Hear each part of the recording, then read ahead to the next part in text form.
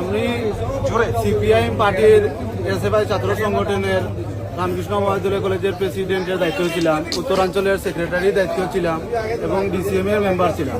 আমি সব কিছু থেকে বের হয়ে আসার একটাই কারণ, আমাদের যেভাবে মুসলিম মাইনরিটির উপর হিন্দু সংগঠনের কিছু বজরং দল, আরএসএস, বিজেপি সরকারের যেরকম আক্রমণ করছে, এটার বিরুদ্ধে আমাদের সিপিআইএম পার্টির নেতৃত্বরা কিছু বলছে না।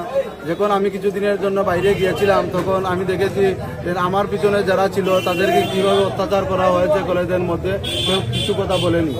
তারপর কিছুদিন আগে কৈলাসহরে একটা সমস্যা হয়েছিল, আমাদের মাইনরিটি ছেলেদেরকে কৈলাসহর উঠলেই মারধর করা হতো। এটা নিয়ে মহারাজা মানুষ পাঠিয়েছেন আমার কাছে, বলেছেন তোমাদের যা সমস্যা আমরা দেখবো। আমরা দেখছি আমাদের রাঙ্গাউটির একটা ছেলেকে মারা হয়েছে, অ্যারেস্ট করা হয়েছিল রাত্রে। মহারাজা লোক পাঠিয়ে তাকে রাত্রেই থানা থেকে বের করে এনেছে। আমরা দেখেছি যে আমরা বিপদে বললে আমাদের পাশে যে আছে আমরা তার পাশেই থাকবো। এখানে মাইকে উঠলে সালাম করার আমাকে অধিকার দিচ্ছে মহারাজা, অন্য সিপিএম পার্টিকে আমাকে সালাম করার অধিকার দিচ্ছে না। আমি মাইকে কিছু কথা বলার আগেই আমাকে বলে তুমি সালাম করতে পারবে না।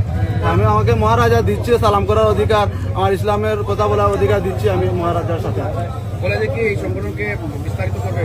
কলেজে অতি তাড়াতাড়ি ত্রিপুরা মাতার ফেলে কলেজের ভিতরে যাবে, কে একটা আমরাও দেখবো।